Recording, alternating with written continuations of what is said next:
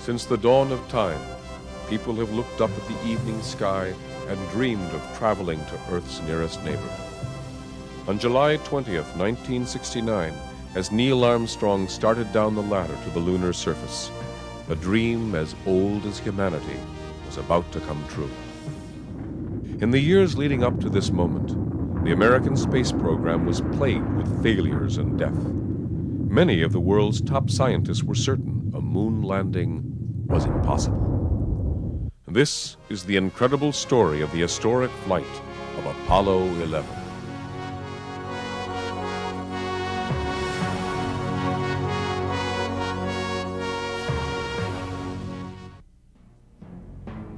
It was against the backdrop of the Cold War that the American and Russian race to the moon emerged.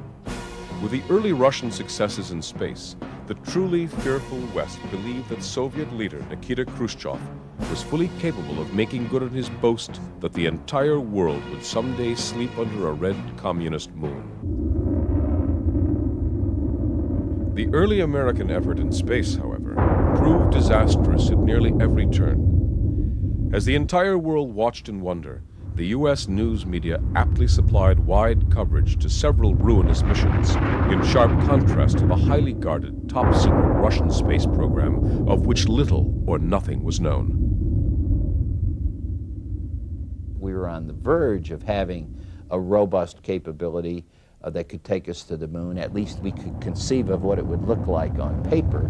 But the actual systems we had at the time were relatively fragile and relatively unreliable. I remember looking at film of launches, frankly, most of which seemed to end up in a disaster rather than a successful launch to space. I believe this was probably the most dangerous period of the space flight because the spaceships that we were flying were not particularly reliable. We had lost the Mercury Atlas 1 and 3 missions. Prior to the John Glenn, we had had problems on several of the Atlases. The technology was very primitive at that period of time. Thus, at the height of the Cold War, the American Space Agency NASA held a distant and dismal second place to the formidable Russian space program, and America seemed destined to remain permanently overshadowed in space by the seemingly superior Russian program. The beginnings of the American successes that was to ultimately culminate with Apollo 11 started to surface during Project Mercury. During these missions, lone astronauts rode spacecraft into Earth orbit. Although fine accomplishments in and of themselves, the Americans were still a long way from walking on the moon's surface. Upon the completion of Project Mercury, NASA moved into Project Gemini, which was capable of transporting 2 astronauts. Still, the remaining technological hurdles were nothing short of daunting. You've got to remember, Mercury was not a maneuverable vehicle. Go down at all, no maneuver capability. So that was the first thing we wanted to do, was maneuver. The second thing we wanted to do was, could it go find somebody up there? Could it go do a job up there? Could it go rendezvous with something? Could it go dock with something?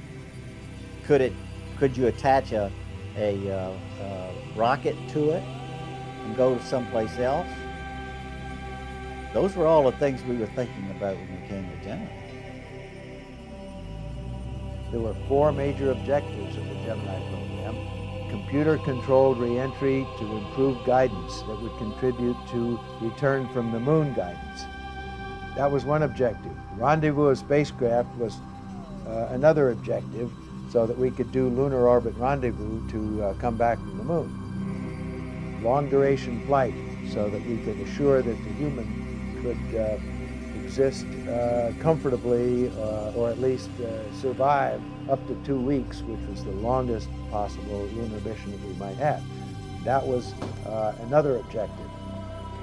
The final objective of the Gemini program, number 4, was space walking, or EVA.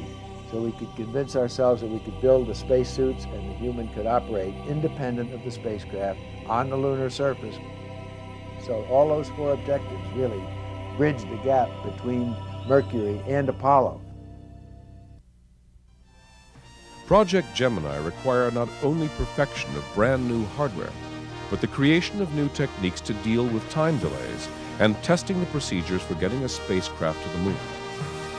An additional challenge was utilizing the vehicle's own pilot craft as the platform to return to Earth.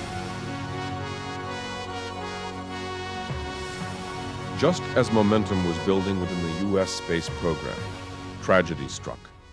2 astronauts, Elliot C. and Charles Bassett, died in a plane crash during their Gemini training. Later, several other astronauts narrowly survived near-fatal accidents during the testing of the new Gemini technology. Given the monumental task and pace before them, many more things could have gone horribly wrong. So it again was kind of a spooky experience. As again we learned, and by the way, felt that we were being smiled on and watched over by someone smarter than us, because any of the things that we had run into could have turned out much worse than they did. It was the mission of the Apollo program to master each technological feat and then land on the moon. Believing that astronaut casualties were now behind them, NASA forged ahead. Tragically, the 3 astronauts of the very first Apollo, Apollo 1, were instantly killed during a routine ground test. A flash fire in the capsule caused by a short circuit instantly ended the lives of talented astronauts Gus Grissom, Ed White, and Roger Chaffee.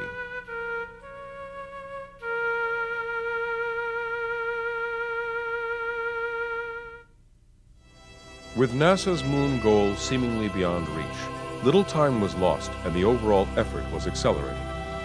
Apollo 8 successfully orbited the moon. Apollo 9 tested the lunar lander in Earth orbit. And Apollo 10 took the lander module to the moon as a dress rehearsal for the lunar landing.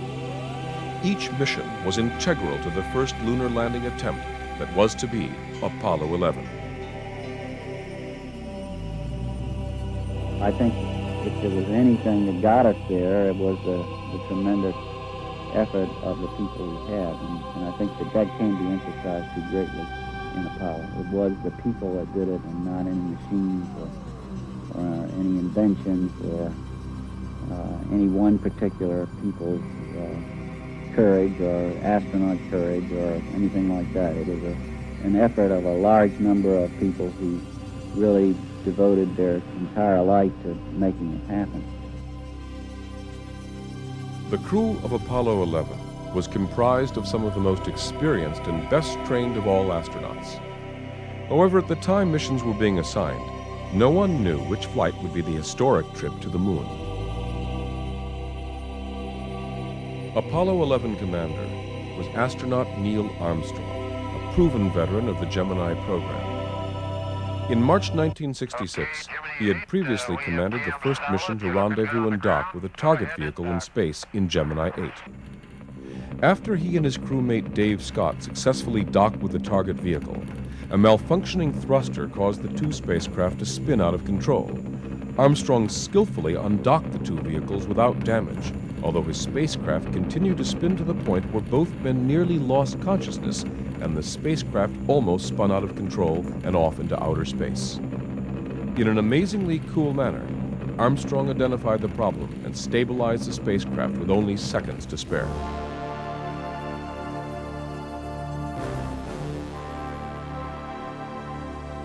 It was this sure confidence that earned Armstrong the commander post of the Apollo 11 mission. Those same skills once again saved Armstrong only weeks before the historic Apollo 11 mission. In the course of testing a research model of the lunar landing training vehicle, the vehicle malfunctioned and careened out of control.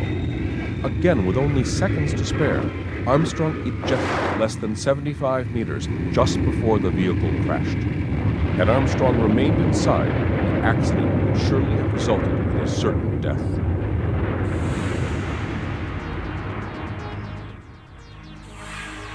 Armstrong's crewmate in the trip to the lunar surface was Colonel Buzz Aldrin, third in his class at West Point, who received a PhD in orbital mechanics from MIT prior to becoming an astronaut.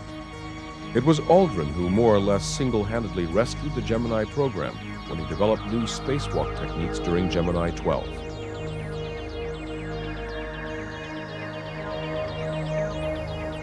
Aldrin's successes in the last Gemini mission gave NASA the boost in confidence they needed to proceed with an aggressive moon landing schedule, and earned Aldrin his seat next to Armstrong on Apollo 11.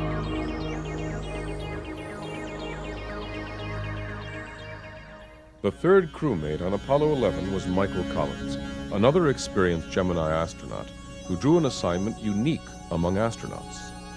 His mission was to remain in the orbiting command module while his crewmates used the lunar lander to descend to the moon. Collins was an expert in the techniques of rendezvous and docking, owing to his experience in Gemini 10 with John Young. During that mission, they rendezvoused and docked with two unmanned Agena vehicles and then used the Agena's boosters to set new altitude records.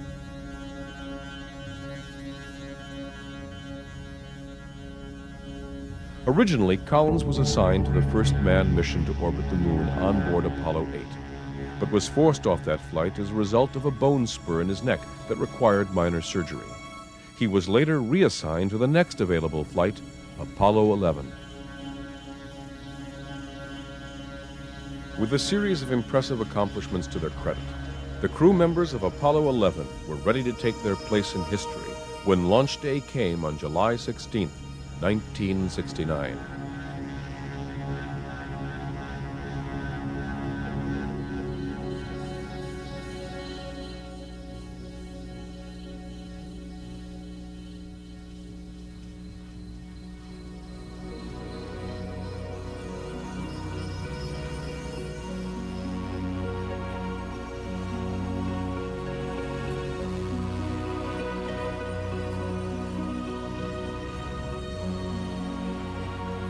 Well, every launch day is a time of excitement, enthusiasm, and apprehension. But I think in most circumstances, you always feel that the chances of actually lifting off are fairly distant or remote. And you have to temper your enthusiasm with the realization that, in fact, you may be coming back in and trying to go another day.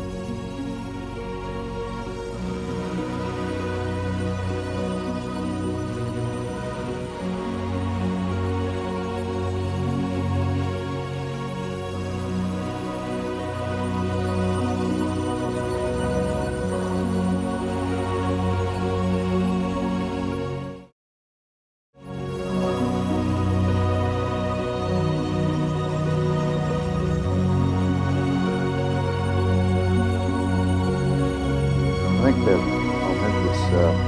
most memorable thing that I can recall about that particular day was the opportunity while my two friends here were being put into the spacecraft to stand alone by myself out there and look at the rocket, quietness, and see the sun come up and waves rolling in, and evidence of the millions of people watching, but nothing specific, and just so quiet. To realize that indeed that the contrast was going to take place, all the frantic activity preparing the rocket was so quiet up there for me personally. And that in a very few moments we were going to be departing in a great roar off for a momentous event.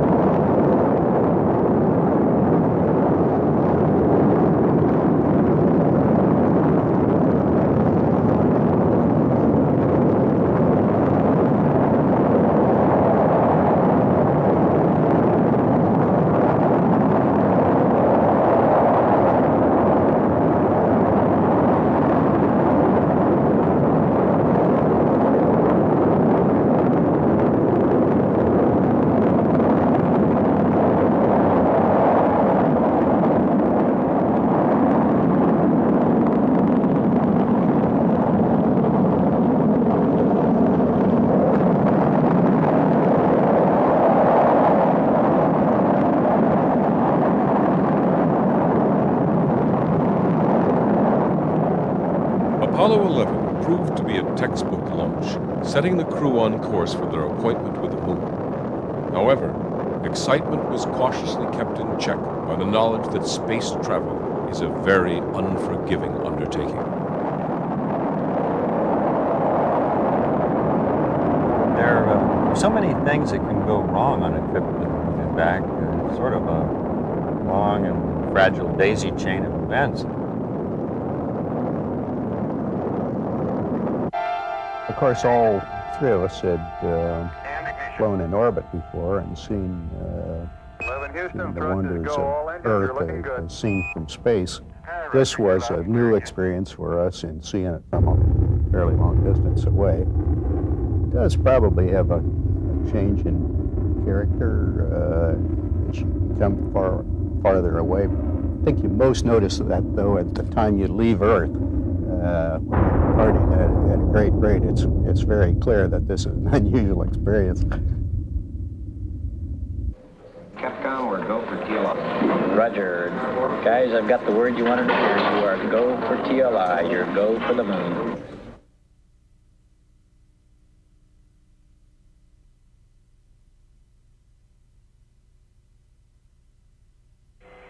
Apollo 11, this is Houston. How do you read?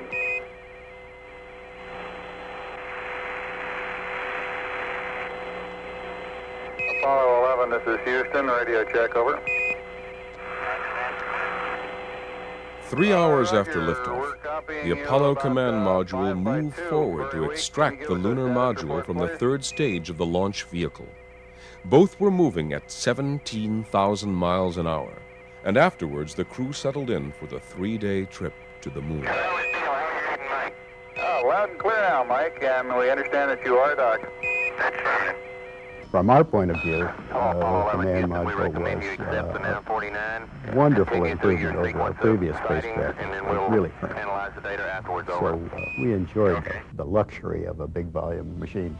I thought we had amazingly good accommodations. We had hot and cold water. The food was even edible. All in all, it was a nicely packaged small enclosure, and we could comfortably have stayed there far in excess of 8 days. I think it was a treat. It was certainly a major step upward. It was a marvel of technology, and had the company of two enjoyable people to keep us occupied. I think occasionally we'd get to drag a little bit on, I think, in a very long duration mission inside the command service module. But thanks to the experiences that we'd had previously in flight, we saw to it that there were adequate windows, and quite a few of them, to look out.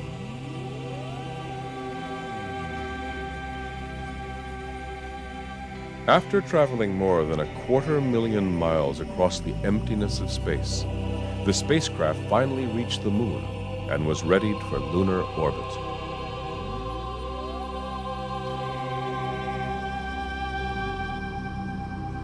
The thing about the moon that I thought was peculiar was that it seemed to depend on the angle of the sun. When the sun was almost overhead and it was noon down below, the moon appeared to be a warm and a friendly place. On the other hand, near dawn or dusk, it became very foreboding looking. The craters cast very long shadows, and the place looked distinctly unfriendly. So I was intrigued by the contrast based purely on what angle the sun happened to be coming from.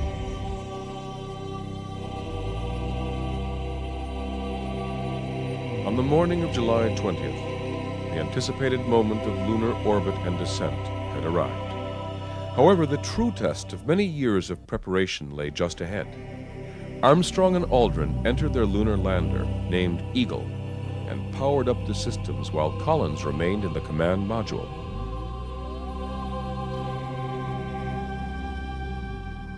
The spacecraft is behind the moon, and we go into what we call battle short in the control center. Battle short is where we actually physically block the circuit breakers and the main feeders for this building, such that if we'd have a power fault, we'd prefer to burn up the circuit rather than have that circuit breaker open prematurely. As soon as GC says, hey, we're in battle short condition, we lock the doors to the room because we don't want anybody walking in and distracting us at critical times. The first thing I heard was the flight director, Gene Kranz, come on the intercom, and he gave us a speech that I think General Patton would have been proud of. He said, "Folks, we're here. We are going to succeed. You've been trained. You know what to do, and we're going to go do it." But then he said something was even better. He said, "But no matter how it turns out, I'm going to be with you, and no matter what you do, I'm going to be right behind you." And you can't imagine what that meant to a bunch of young fellows who, like myself, were only 25 or 26 years old. Okay, all flight controllers going around the horn, gonna go for undocking.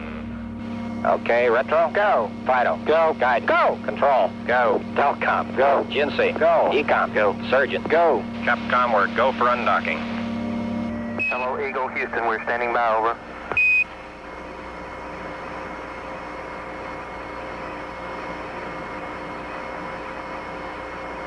Eagle, Houston, we see you on the steerable, over. Roger, Eagle, undock.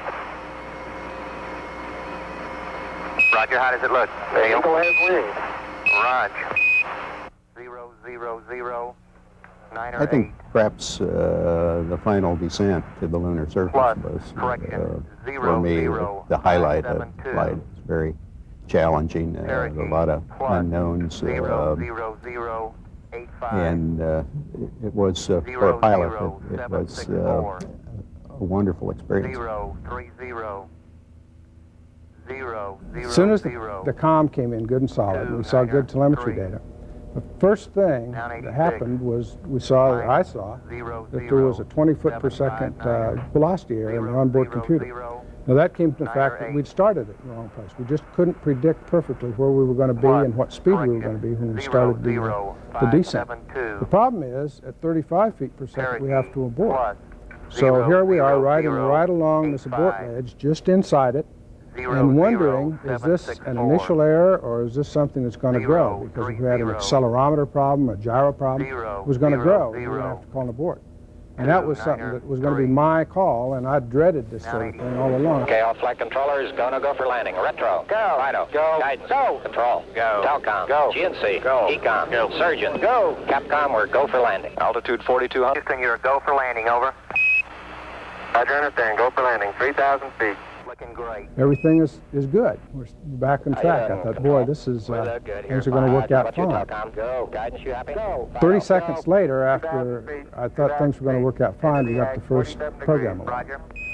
If you listen to the tape, the crew talks about it first. You hear Neil Armstrong say, 1201, program alarm. Top alarm. 1201. 1201. Roger, 1201 alarm. 1201 alarm. 1201 sounds, it's four little numbers, sounds sort of ah-ho-hum, but what it really means is, hey bud, I had too much to do that last second. I didn't get it all done, and I hope that I've done the most important things. And it's up to you to figure out if I've done the most important things, because I'm going on, I can't stop. And that's what that was all about. 00908. Well, when I saw those come up, my first thought, uh-oh, abort, you know, a computer, because always doing a simulation, a computer glitch like that was the data dropped out, the computer stopped computing, and everything just went to, you know, hell in a handbasket. 030. Just as the ground control engineers were trying to come to grips with understanding what caused the 1201 alarm, another series of alarms went off, indicating another potential situation hindering the moon descent. Eagle looking great. Roger, 1202, we copy it. Now, what we were concerned about, there's another computer alarm, which was called a PUDU, which means do program 00. Program 00 is where the computer says, hey, I don't have enough time to do anything. I'm going to go to idle and wait for further instructions. We were worried that we might force ourselves into that particular type alarm, and there we would have to, we'd either have to be in a landing position, select the abort guidance system, and try to land or abort. I mean, that was a bad case. I look around and I see it's not coming too fast. I see that the velocity's okay, the altitude's okay. And about 10 seconds after the alarm, we call a go. I said, flight, we're going that alarm. Give us a reading on the 1202 program alarm. Roger, we got you. We're going that alarm. Good radar data. We're now in the approach phase. Everything looking good. Just right when the crew really needed it, because they called down and said, how are we doing? What's going on? Which is their way of saying, hey, what's going on? Give us a quick reading. We said go very confidently, and they put their head back in the cockpit and kept flying. Altitude, velocity, light. The tension in mission control was so real you could cut it with a knife, and I'm just babbling along on these, you know, giving them updates and this and that and the other. And Deke Slayton was sitting right next to me during that final few minutes, and about the last minute, he hit me in the side and said, whispered, "Shut up, Charlie, and let them land." And so I got real quiet. Velocity light. I get a call from the controllers that says, hey, we've hit the DIPS, which is Descent Propulsion System, low-level discrete. And that sets my mental clock running and the clock of all the controllers in the room running that, hey, we only got 2 minutes of hover time, hover fuel remaining. And we know the crew isn't down near the surface yet. And pretty soon this clock, this time starts moving agonizingly slow down here. And then next call we get is 60 seconds. We still haven't landed in the moon, and we're well beyond our experience base for landing there. We get another call at 45 seconds, still haven't landed. In our simulations, we're accustomed to having a large number of these kinds of difficulties, and we had in fact simulated landing with very small amounts of fuel left, so I didn't feel that this was an oppressive situation. Not that we weren't concerned about it, we certainly were, because they're serious matters. We get down at 30 seconds, we get a 30-second call, and at this time you over the voice path from the crew, the aircraft from the crew, you start hearing we're kicking up dust. So we now knew we were pretty close down to the surface. At which time, all we did from then on, we weren't communicating with the crew except for very terse call-outs on time. 30 seconds, 15 seconds. Contact light. Okay, engine stop. We copy you down, Eagle. Houston,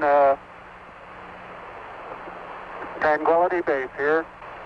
The Eagle has landed. We were close. I think we were within 10 to 7 seconds of fuel before we landed. We were about 6 seconds away from the ground calling an abort. That wouldn't have been my call. That would have been another engineer's in this room. But he was within a few seconds. My problem was, I had to keep talking, I had to keep working, because I had a series of stay-no-stay decisions that we had to make. Because in case the LEM spacecraft had been damaged during the descent, or some of the temperatures, possibly we got into a soft landing area where it started to tip off, we had to be ready to abort at any time. So I had to keep my controllers, my entire team grinding away for what we call the T1 stay-no-stay decision. The things you have to hang on to are your buddies down here that are right there with you, and the flight director is going to stand behind you no matter what. And even though you're scared, you can function and operate. Now, I'm not saying everybody in this room was scared. I was always scared. I was scared during the sim. I was scared during the mission. I don't have any problem saying that. The technological problems of landing aside, at least one renowned scientist had great fears as to whether Armstrong and ALDRIN would even survive the landing. Some predicted that the dust covering the moon's surface would explode upon contact with the lunar lander's engines. That issue arose because of a scientist by the name of Thomas Gold, who tended to take a little bit of data and make extreme extrapolations from it. And he convinced a senator and some high-ranking NASA officials that this was a problem, that the moon dust would ignite. There was a piece of evidence that he had from the pictures from the Surveyor spacecraft that showed that dust was collecting on the spacecraft, and this meant it was hopping around with electrical charges and could get in the Apollo module and ignite and so on. Ultimately, this fear proved groundless, and the first successful landing on the moon's surface became history.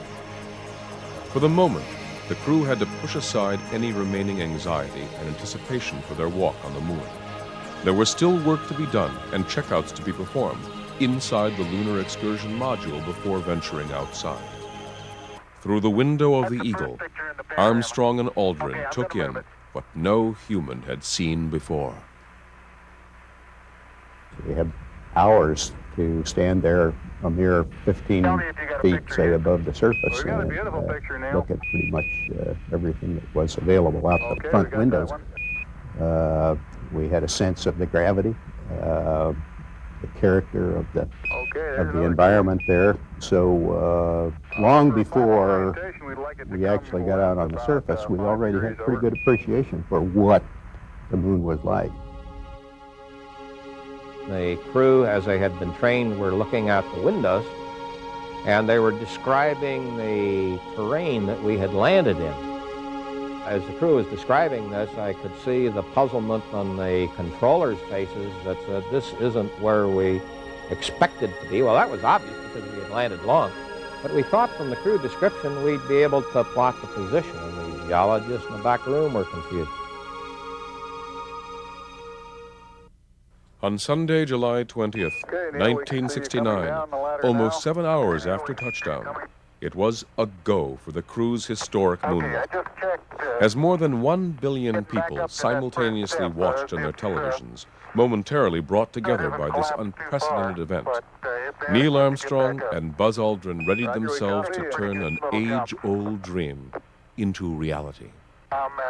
Tempering the astronauts' eager anticipation to walk the lunar surface was the lingering fear of potential danger and death. And that the astronauts would step off out of the spacecraft and sink out of sight if the spacecraft hadn't already sunk out of sight, that they needed snowshoes to walk around because there was going to be all this incredible depth of dust and so on. I'm going to step off the limb. That's one small step for man, one giant leap for mankind. Oh, that looks beautiful from here, Neil. It has a stark beauty all its own. It's like much of the high desert of the United States. It's different, but it's very pretty out here. Are you getting a TV picture now, Houston? Neil, yes, we are getting a TV picture. You're in our field of view now. Okay, ready for me to come out? All set. Okay, I'm on the top step. It's a very simple matter to hop down from one step to the next. You've got 3 more steps and then a long one. Okay, I'm going to leave that 1 foot up there and both hands down to about the 4th rung up. There you go. Okay, now I think I'll do the same. The first thing you do, first thing we did when we got out of that spacecraft was go get some rocks. Do nothing else, just just pick up some rocks, put them in a bag and put that in the spacecraft in case we have to get the hell out of there. That's what we did. Okay, we've done that and we're satisfied everything's okay on the moon. Now we'll go put out the instruments. We did that. What's the minimum instruments you can have on this flight? Because we don't want to spend a whole lot of time on the moon. We want to get off of there. We want to come back and think about all this stuff and make sure that we did it right and that everything was okay. I think I was relieved by the ease that we had in being able to move around.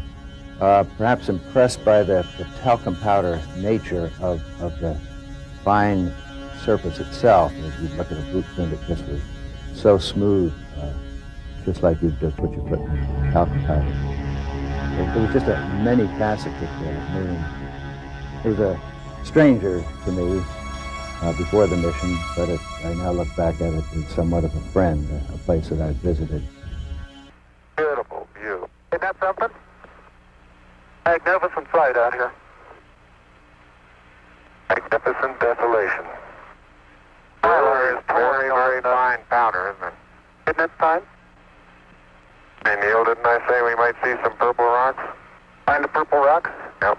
Very small With about 2.5 hours allocated for the moonwalk, most of the time was dedicated to collecting rocks, planting the American flag, and erecting a few key scientific experiments. When we first had the interface with the scientists, the paleontologists, planetologists, and the geologists, and the seismologists, and all those learned doctors, they didn't like us worth a damn. They wanted to do all this fancy science on the moon. That wasn't our job at the time. Our job was to get that goddamn thing there and back safely. The guys that flew in it safely.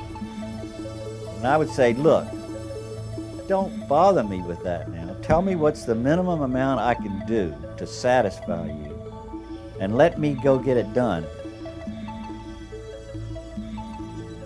One of the experiments consisted of a package to detect moonquakes and meteorite impacts, while a laser-ranging reflector helped to accurately measure Earth-Moon distances, and a solar wind experiment detected particles of solar wind blowing onto the lunar surface. When we're on the surface of the moon, even though the Earth was only a slight 24 degrees off the vertical, there was no traction on my part to divert my attention from where we were and what we were doing, to look up at it, except for the one time when we tried to take a moving picture, or a stirring picture, a memorable picture. And certainly, in retrospect, we looked awfully small. Personally, there was a time when an ironic thought sort of filtered through my mind that here Neil and I were so far away from home, much further than people have ever been, and yet at that same time there were more thoughts, concerns back so far away on what it is that we were doing at that very moment. After 2 hours and 31 minutes, the astronauts completed their work on the moon and returned to their lunar lander. With no wind or rain on the moon, the footprints of Armstrong and ALDRIN will remain for centuries. Astronaut Collins remained behind to pilot the command module named Columbia and was orbiting the moon. During this time, he had occasion for much serious contemplation. A minor functional error could leave him floating in space forever. Well, I enjoyed being in the command module by myself. It was a happy little home. All the machinery was working properly. And my concerns were not within the command module, but simply that something might go wrong with the LEM, with the lunar module, and these two guys might get stuck on the surface of the moon. That was my main concern. Pass in, back into lunar orbit. CapCom, Ecom, Surgeon, GNC. Guidance, you happy? Go. Fido. Go. CapCom, we're go for liftoff. Tranquility Base, Houston, you're cleared for takeoff. Roger, understand. We're number 1 on the runway.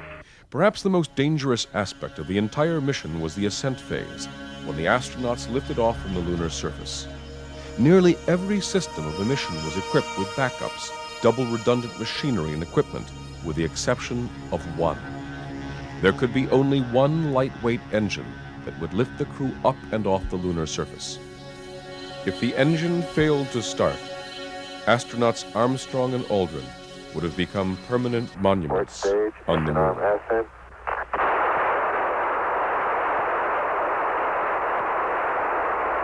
Beautiful. Very smooth. Very quiet ride. There's that one crater on there.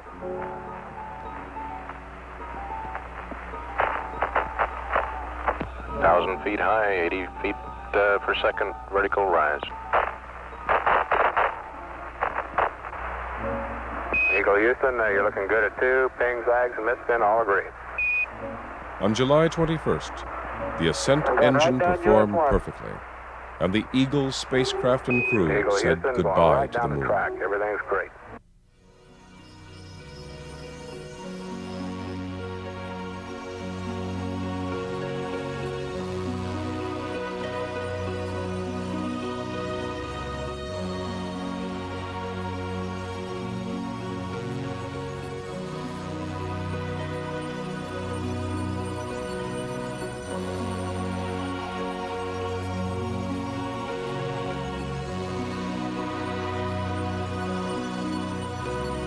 For Commander Collins and the command module, the approaching Eagle was a welcome sight.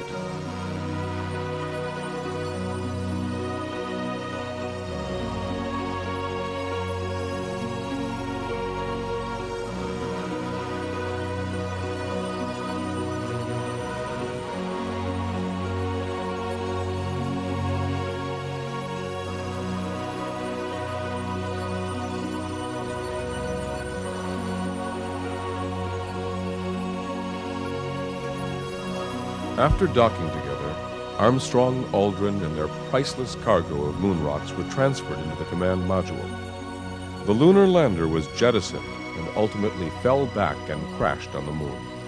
The crew was anxious to return home, but they were still 3 days and 250,000 miles away.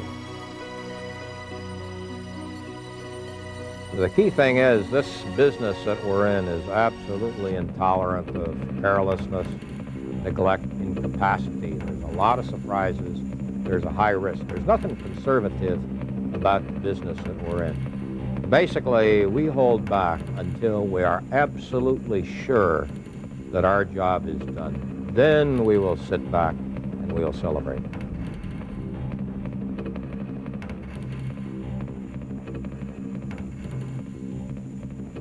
On July 24th, Apollo streaked across the heavens headed towards Earth at 25,000 miles an hour, and the Navy rescue team was right there to greet them when the parachutes came out.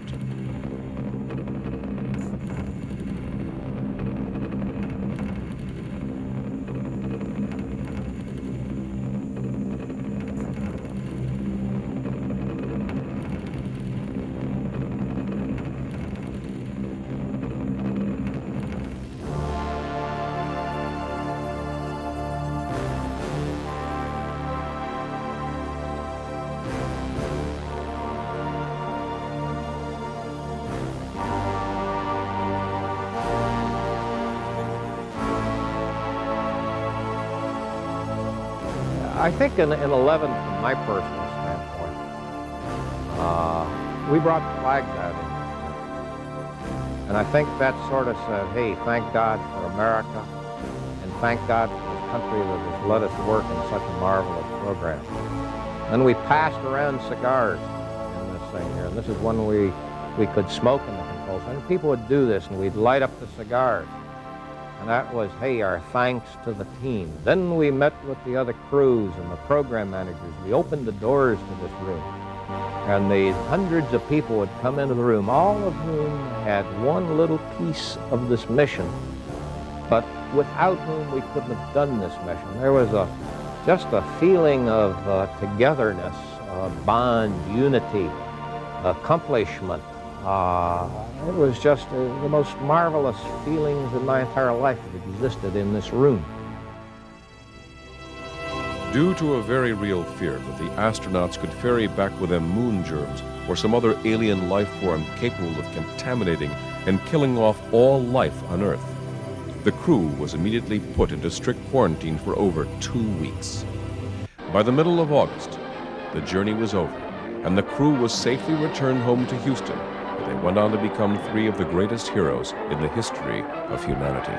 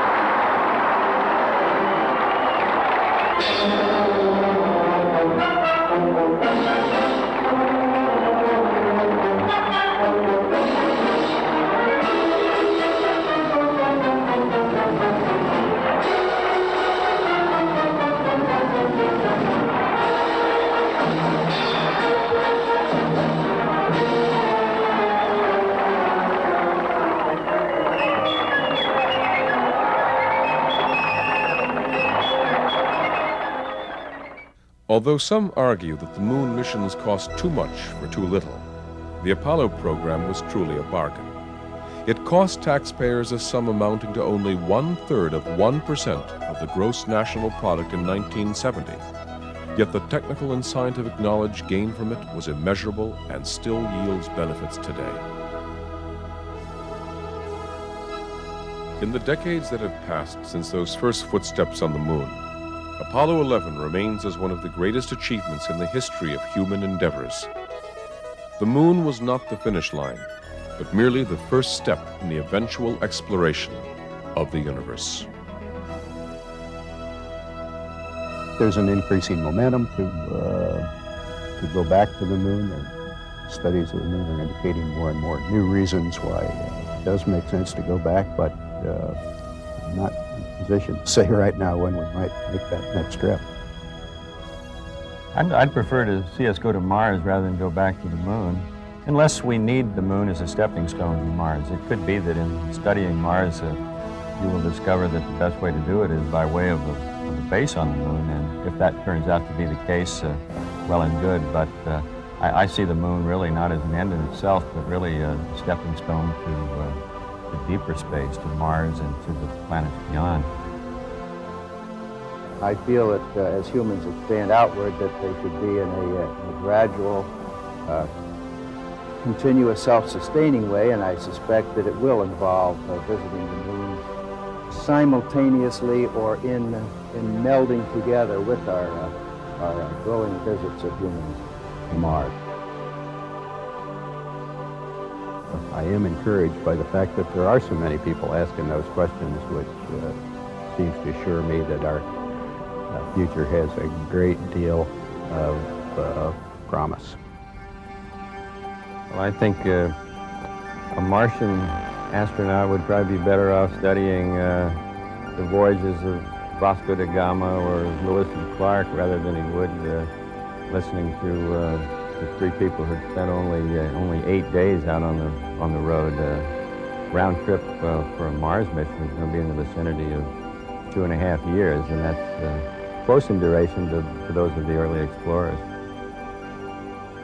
I think Mike's right. A trip to Mars is going to be a very long and involved and major segment of a person's life, and there's going to be a lot of times to be thinking about it, discussing it en route, beforehand, and afterward.